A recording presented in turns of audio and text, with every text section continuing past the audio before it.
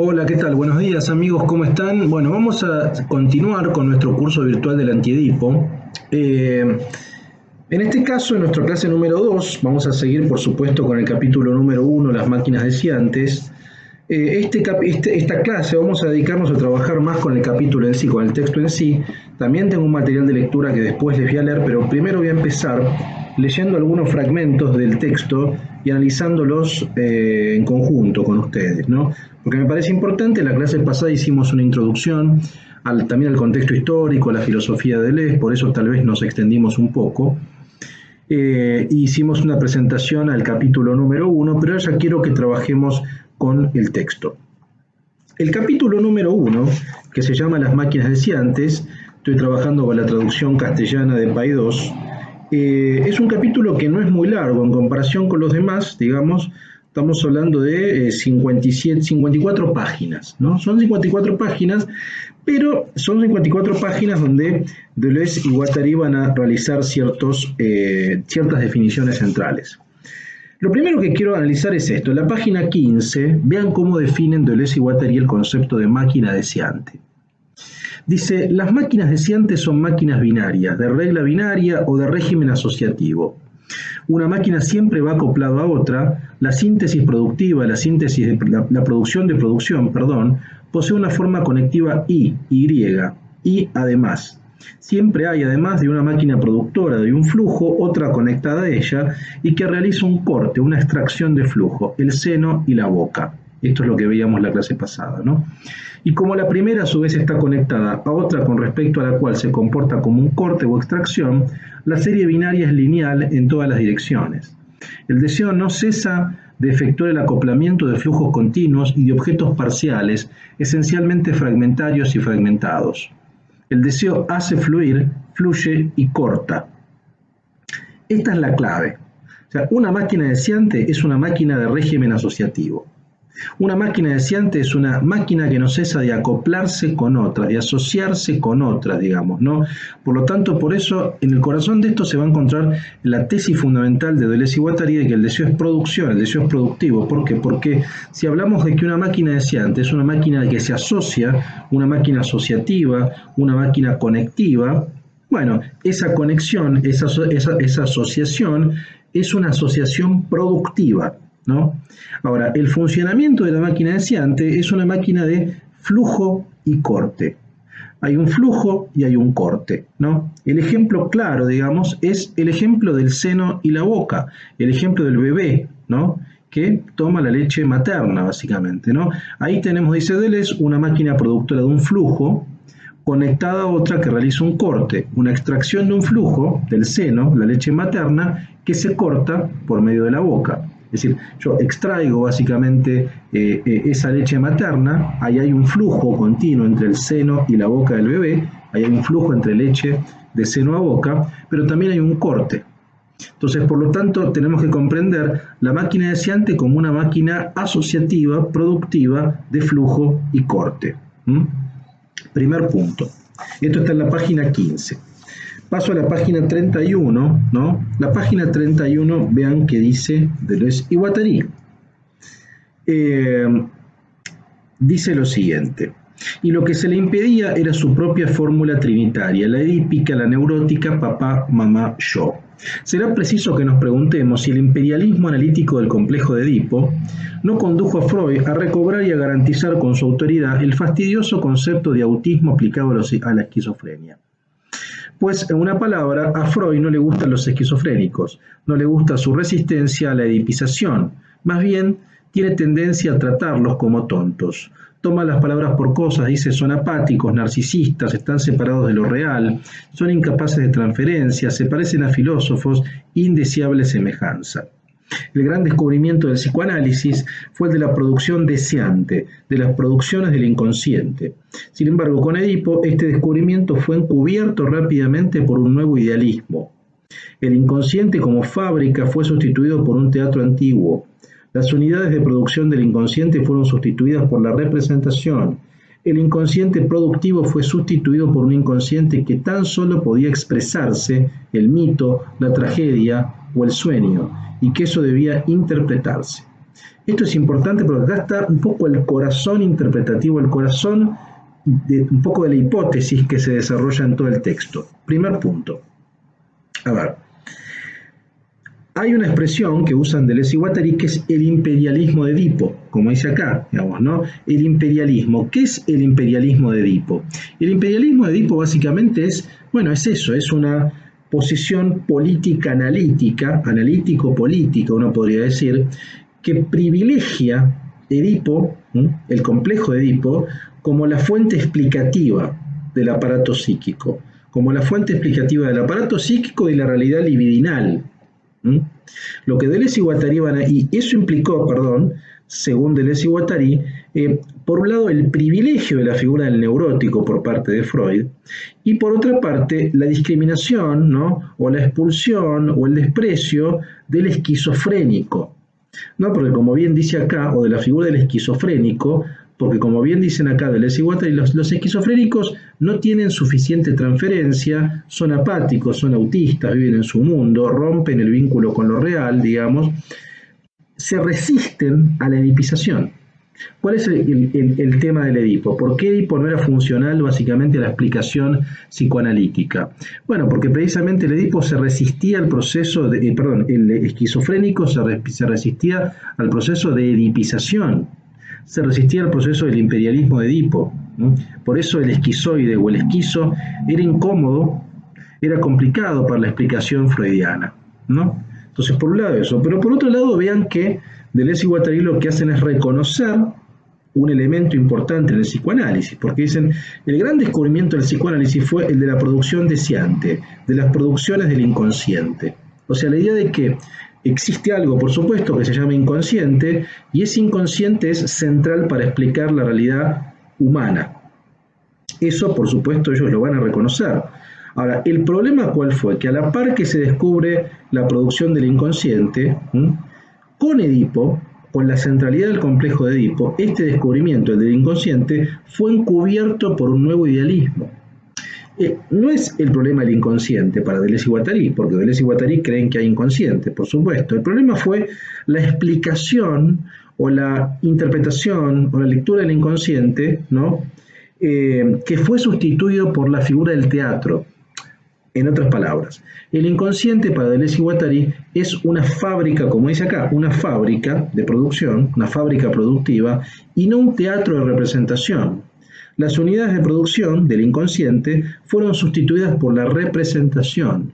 El inconsciente productivo fue sustituido por un inconsciente representativo que solamente se podía expresar como se expresaba el inconsciente. ¿Cómo se expresa el inconsciente para la visión psicoanalista, para la visión psicoanalítica tradicional u ortodoxa, digamos, ¿no? Por medio del mito, por medio de la tragedia, o sea, de explicaciones literarias, representativas, por medio del sueño, tenemos que interpretar los sueños, por medio de los actos fallidos, es decir, tenemos que interpretar eso que se escapa a la explicación racional consciente. Pero en definitiva, el inconsciente solamente se manifiesta desde el punto de vista psicoanalítico de manera representativa, no productiva. Por lo tanto, el inconsciente es algo así como un teatro, donde se representan o donde se representa su contenido. Su contenido es representado desde el punto de vista mítico, desde el punto de vista del sueño, desde el punto de vista de los actos fallidos, ¿no? Pero el inconsciente no tiene una esfera productiva. Entonces, ¿el problema cuál fue según Deleuze y Guattari? Que si bien ellos celebran básicamente la idea de inconsciente, el inconsciente fue explicado en términos no productivos, sino meramente interpretativos.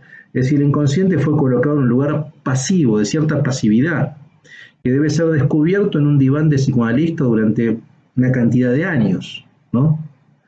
Y ellos consideran que hay un error conceptual en esa lectura no productiva del inconsciente, una lectura errónea desde el punto de vista clínico, pero también desde el punto de vista político, y quizás sobre todo el punto de vista político, porque se coloca al inconsciente en una esfera de pasividad y en una esfera de productividad. Entonces, ese va a ser el eje, y se explica básicamente al inconsciente este descubrimiento por lo que ellos llaman un nuevo idealismo. Ese idealismo es Edipo. Es decir, la única forma explicativa del inconsciente es por medio del imperialismo de Edipo, por la remisión familiarista, por el vínculo que yo tuve con papá y mamá. Por lo tanto, se privatiza, se coloca el deseo en la esfera de la intimidad, en lugar de pensarlo en todo el plexo social, en todo el plano de inmanencia, en todo el proceso productivo, económico, político, etc. Entonces, esta es la visión ambivalente que tienen Deleuze y Guattari con el psicoanálisis freudiano. Por un lado, celebran el descubrimiento del inconsciente como un elemento productivo, pero por otra parte van a criticar, ¿no?, lo que ellos van a llamar este descubrimiento que fue encubierto por un nuevo idealismo. Ese nuevo idealismo es pensar el inconsciente en términos edípicos, en términos interpretativos. Por lo tanto, la posición que van a tener Deleuze y Guattari va a ser desedipizar el inconsciente.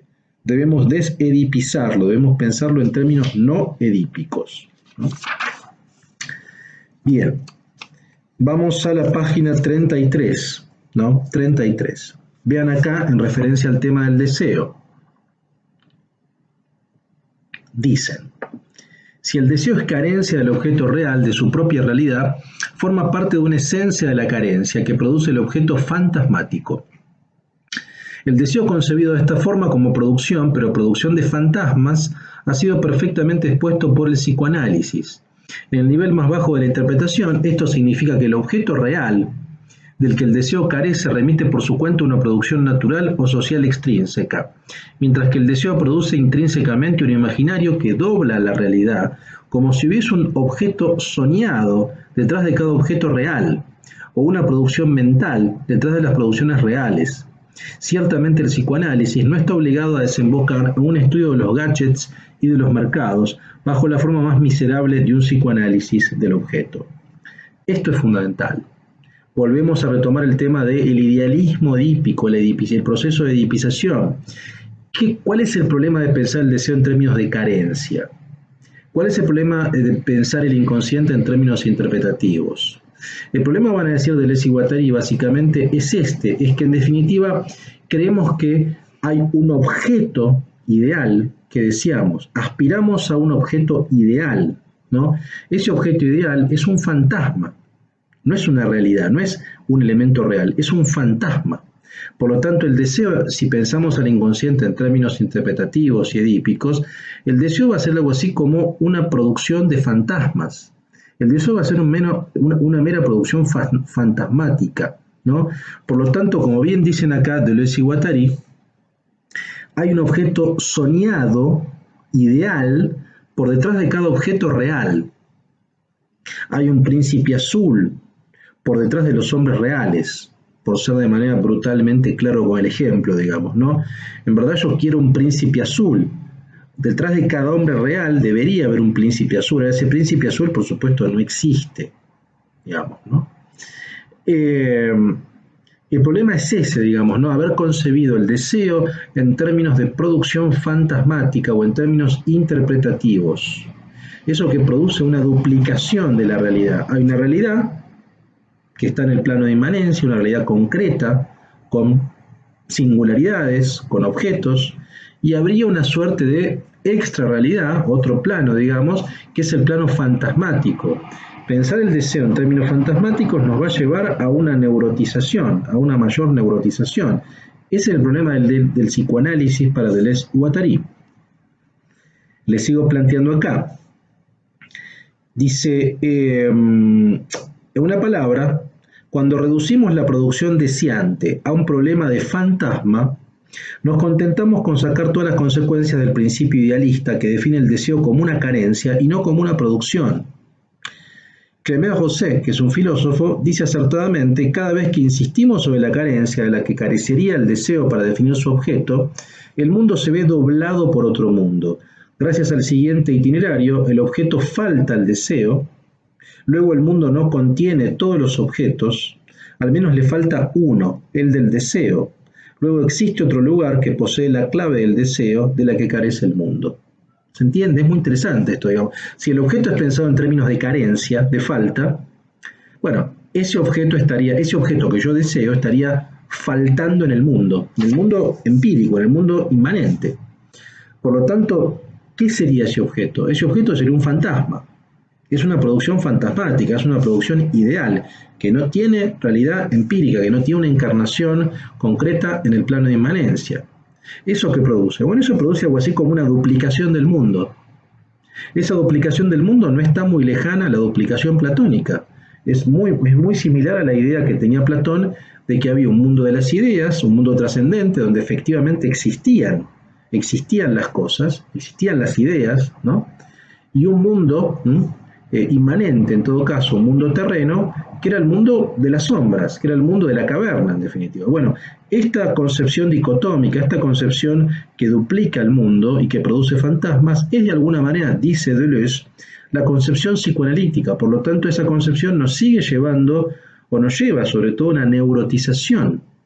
En tanto y en cuanto uno ama lo que no existe, uno busca lo que no existe, concretamente en el plano de inmanencia, porque considera que el deseo es lo ausente, lo faltante. Que acá dicen Deleuze y Guattari, si el deseo produce lo real, no el fantasma, produce lo real.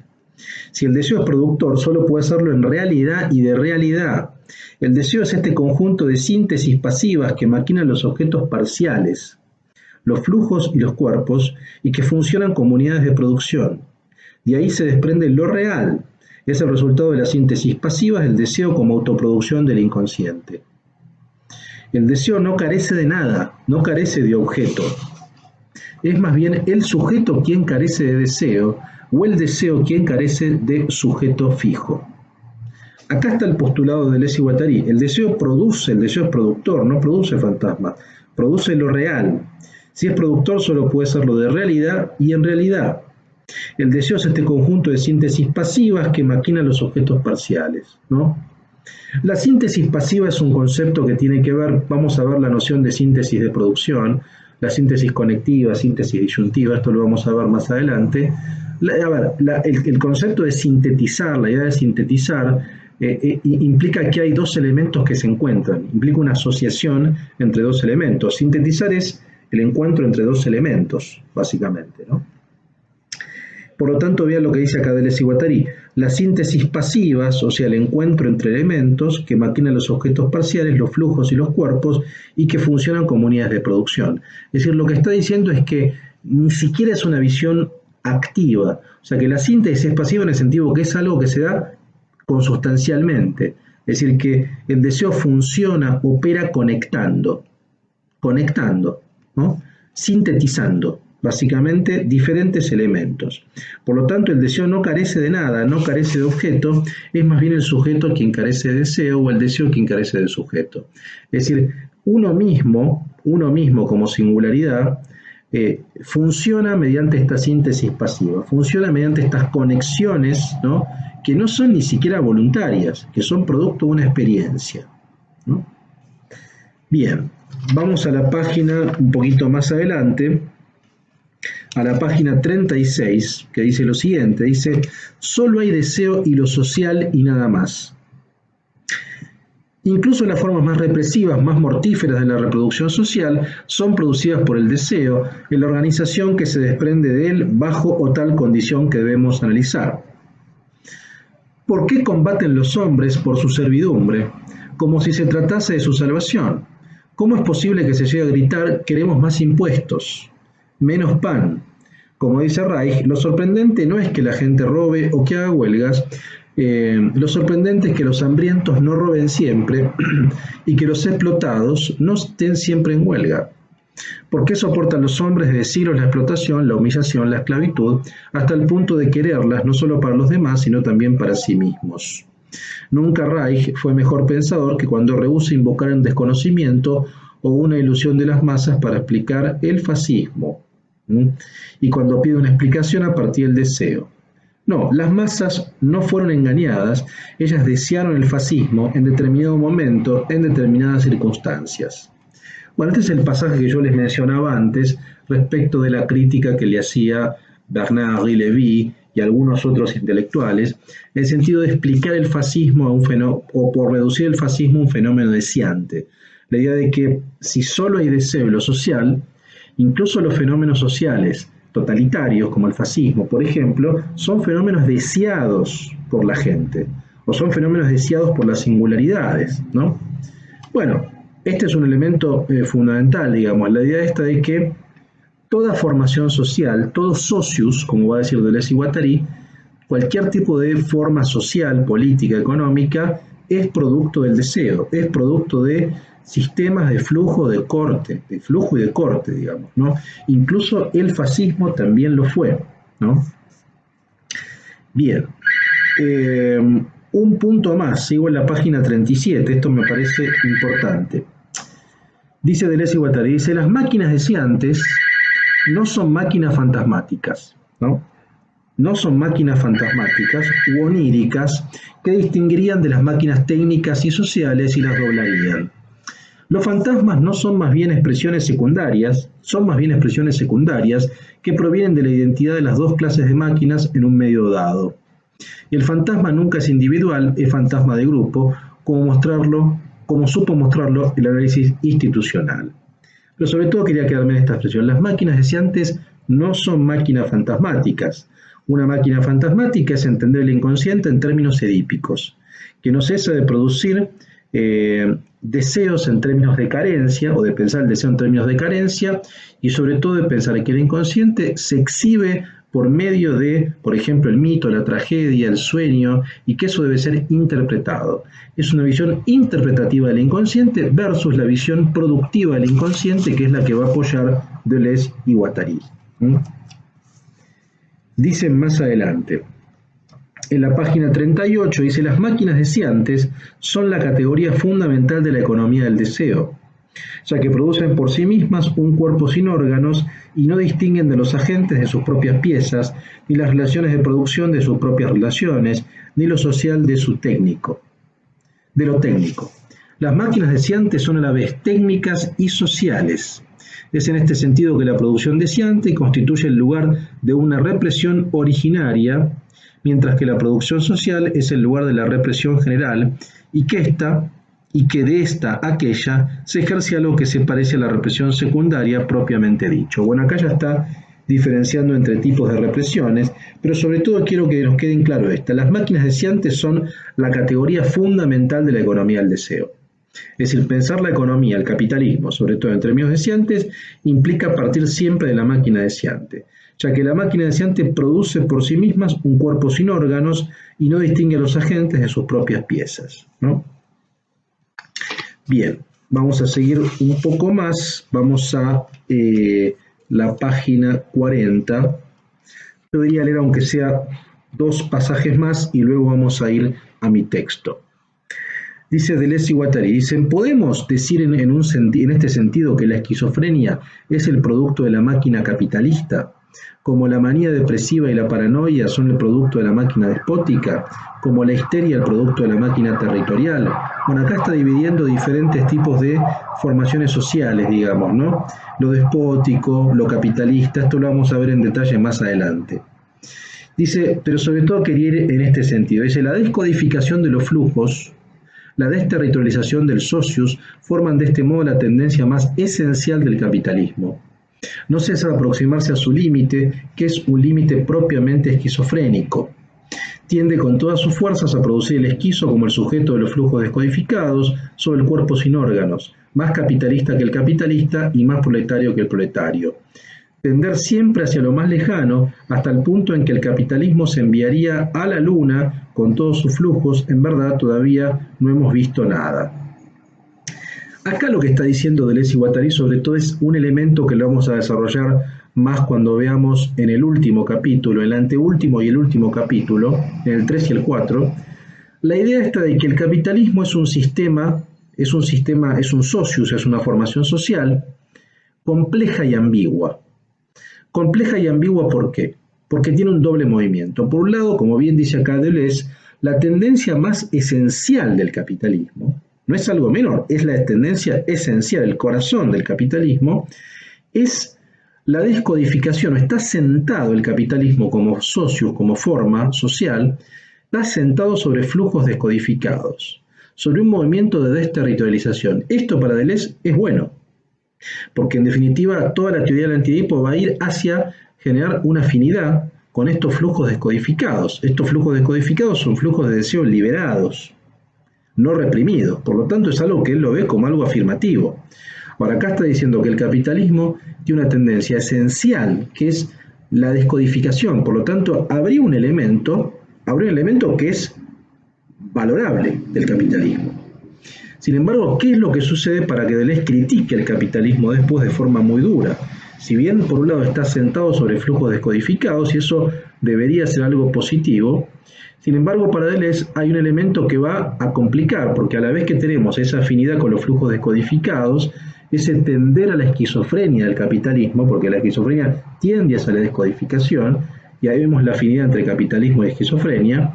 A la vez vamos a ver que esos flujos van a ser reterritorializados o axiomatizados, que esa es la palabra que él va a usar, en el sentido de que van a ser monetizados, van a ser convertidos en, van a ser capturados, recapturados, axiomatizados a partir del Estado y del capitalismo en términos monetarios, en términos de capital, ¿no? Entonces, por lo tanto, el capitalismo se va a mover siempre en esta doble dirección. Por un lado, va a tener una tendencia esencial descodificante, lo cual es algo bueno para Deleuze y Guattari, pero esa tendencia descodificante va a ser reprimida, va a ser cortada al mismo tiempo a través de una dinámica de territorialización o de reterritorialización que va a implicar incorporar esos flujos deseantes que intentan escapar, digamos, a una esfera del capital. Esto igual lo vamos a explicar de manera más en detalle en las próximas clases. Bueno, y quiero leer aunque sea una cita más, porque tampoco quiero que nos centremos solamente en la lectura del texto. Yo los invito a que ustedes lean todo el texto, básicamente la idea es que lo vayan leyendo, ¿no? Bueno, la última cita va a ser la cita de la página 47, dice lo siguiente, dice: la máquina deseante no es una metáfora, es lo que corta y es cortado según estos tres modos. El primer modo remite a la síntesis conectiva y moviliza la libido como energía de extracción. El segundo remite a la síntesis disyuntiva y moviliza el numen como energía de separación.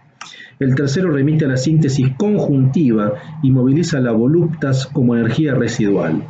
Bajo estos tres aspectos, el proceso de la producción deseante es simultáneamente producción de producción, producción de registro y producción de consumo. Extraer, separar, dar restos es producir y efectuar las operaciones reales del deseo. Bueno, acá hay varios temas que no los puedo mencionar todos hoy, que los vamos a desarrollar en la próxima clase. El primer punto es el siguiente: la máquina deseante no es una metáfora, la máquina deseante es la realidad inmanente, está inserta en la realidad inmanente. Nuestros cuerpos como singularidades funcionan en términos de máquinas deseantes porque no cesan de funcionar en términos de corte y flujo, o de flujo y corte, con otros cuerpos asociados. Ahora vean cómo dice acá, este sistema de corte, o de que corta y es cortado, funciona por medio de tres síntesis. Estas síntesis que ya menciona las vamos a ver la próxima clase, ¿no?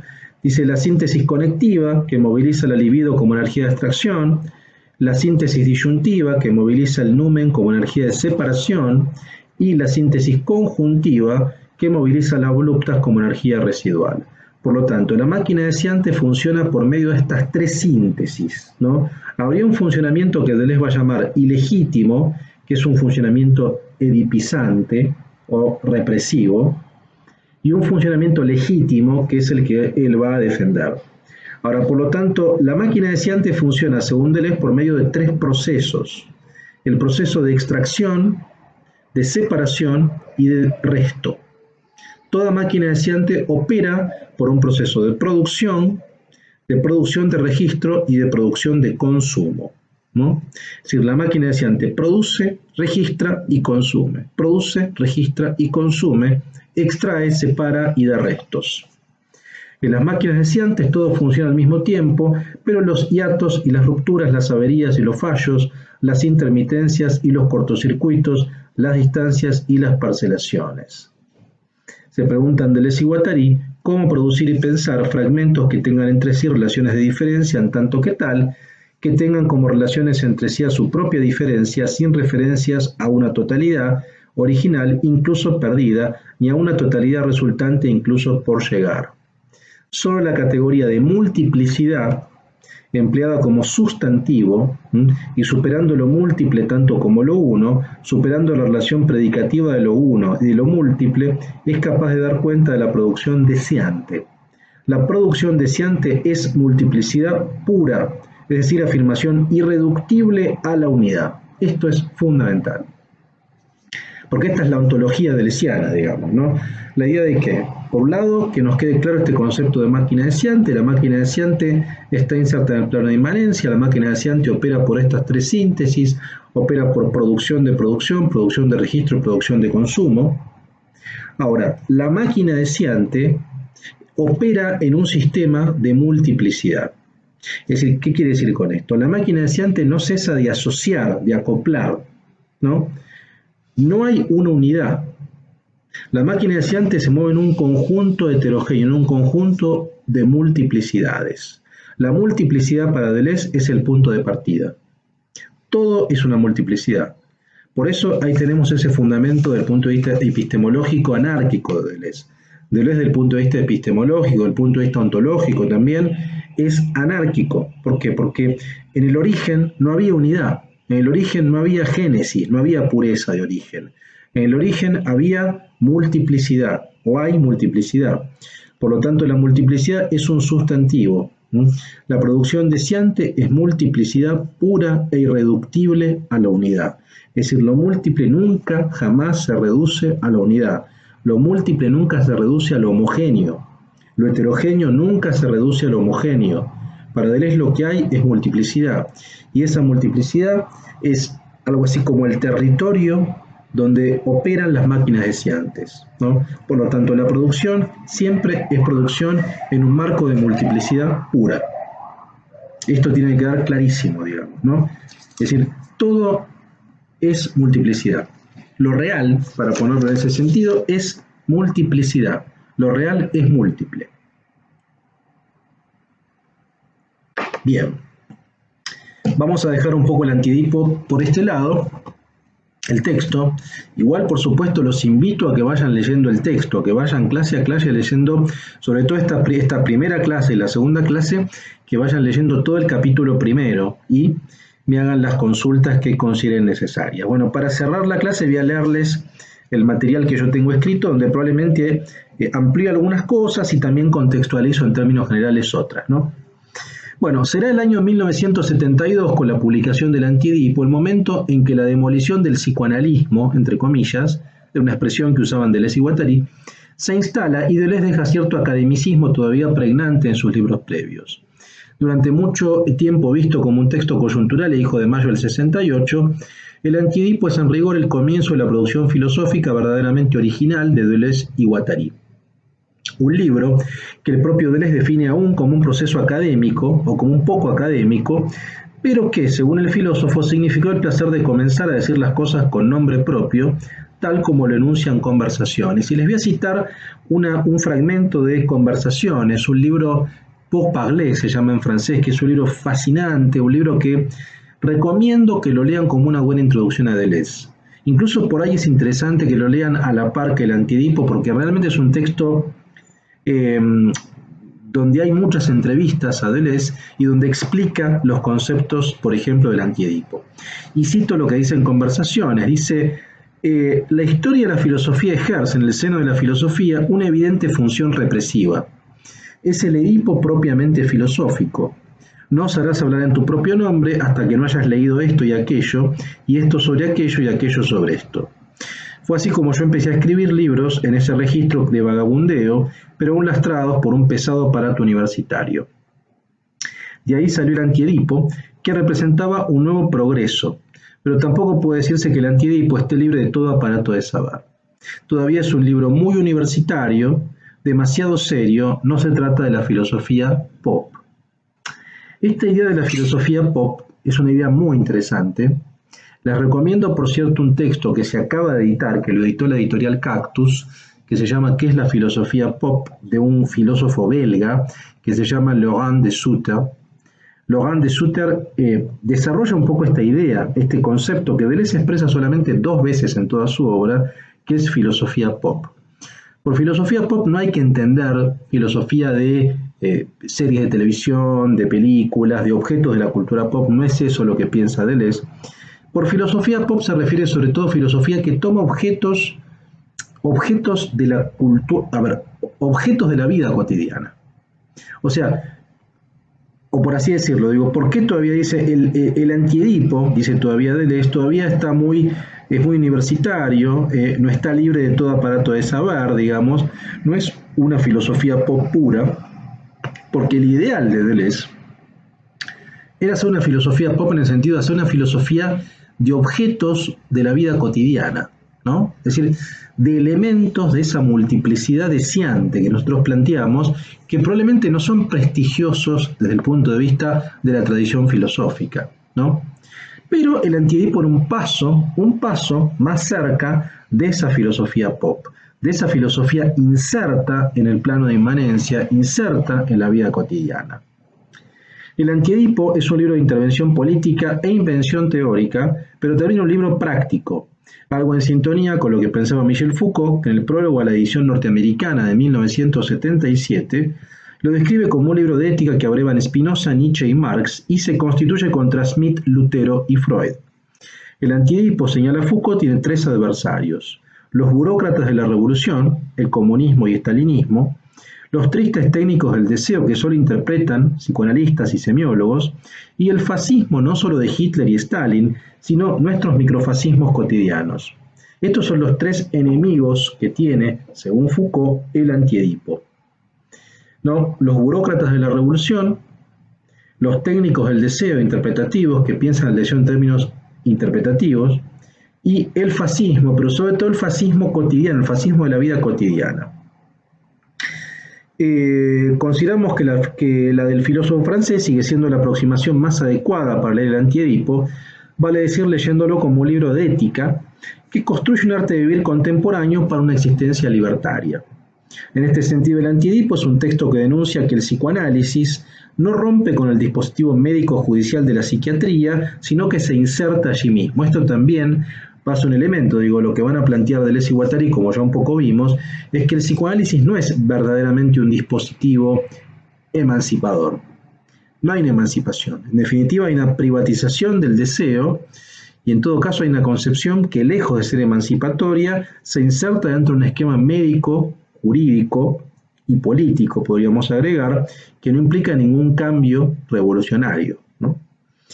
Contra la codificación familiarista del complejo de Edipo, el texto de Deleuze y Guattari plantea el deseo como un proceso de producción en el marco de una genealogía de la moral y del capitalismo, así como del Estado.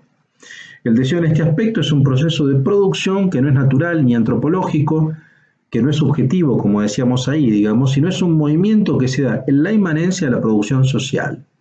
Es una actividad transindividual de elaboración analizable en términos económicos, ¿no? El deseo, por lo tanto, no es una experiencia de satisfacción que proviene de la falta, ni un productor de fantasmas proyectados y reales. Estas concepciones son propias de la representación idealista de la producción, como veíamos recién. Entonces, el deseo es un proceso de producción inserto en la historia, inserto en todo el campo social, inserto en lo político-económico. No es un movimiento meramente subjetivo, no es algo que yo quiero voluntariamente y que voy a buscar, ¿no?, como individuo, sino es una dinámica, forma parte de una dinámica transindividual, donde yo como singularidad estoy inserto, pero no depende 100% de mí. Por eso veíamos, como leímos antes, que la clave son las síntesis pasivas. Uno sintetiza, uno agencia dos elementos heterogéneos, pero lo hace de manera no activa, sino de manera pasiva, porque uno forma parte de esa dinámica transindividual. El deseo entonces no es una experiencia de satisfacción, producto de la falta, ¿no? No es un productor de fantasmas. Esto forma parte de la concepción idealista del deseo. Esto es lo que van a criticar fuertemente Deleuze y Guattari, ¿no? Este fue el problema que ellos ven en Freud, ¿no? Que si bien le reconocen el descubrimiento del inconsciente como una esfera productiva, luego ese inconsciente es explicado en términos edipizantes, en términos idealistas, en términos fantasmáticos, y ahí ven ellos un problema. El propósito del antiedipo es claro: desedipizar el inconsciente. Este es el propósito analítico clínico y político. El propósito del antiedipo es desedipizar el inconsciente. ¿Qué es desedipizar el inconsciente? Liberarlo de la remisión permanente al triángulo papá, mamá, yo. Desfamiliarizarlo. Desedipizar es desprivatizar, es desfamiliarizar. Pensarlo desde otro lugar. En lugar de concebir el inconsciente como un teatro de representaciones de un objeto ausente, el deseo platónico como carencia, debemos pensar, según los autores, el inconsciente como una fábrica que produce, como un deseo productor, como actividad y experimentación inmanente. Por tanto, el deseo no como representación reprimida a ser descubierta en la interioridad de un sujeto cerrado sobre sí, sino como producción, como proceso que surge y se intensifica con el mundo. Es decir, el deseo no es, esto es importante que lo entendamos, no es una representación que está reprimida y que debe ser descubierta, ¿no?, en la interioridad de una sesión psicoanalítica en un diván. El deseo no se descubre, el deseo no se interpreta, el deseo se produce y se experimenta. Eso es lo que van a decir Deleuze y Guattari. No hay nada que interpretar, no hay nada que descubrir, ¿no? El deseo está presente en tanto y en cuanto uno experimenta, uno tiene experiencias con el mundo, ahí surge el deseo. No es algo que se descubre en un diván. La clave entonces en este sentido es la máquina deseante. ¿Qué es una máquina deseante? Que recién leímos, pero lo podemos definir de esta manera, es la constitución de la vida no edípica del inconsciente. La máquina deseante es entender el inconsciente en términos no edípicos. Esto es un acoplamiento, un sistema de corte y flujo, donde el deseo es producido y no representado. El deseo no es un objeto faltante, sino una actividad de producción. El deseo hace máquina en la fábrica, no representa en el teatro.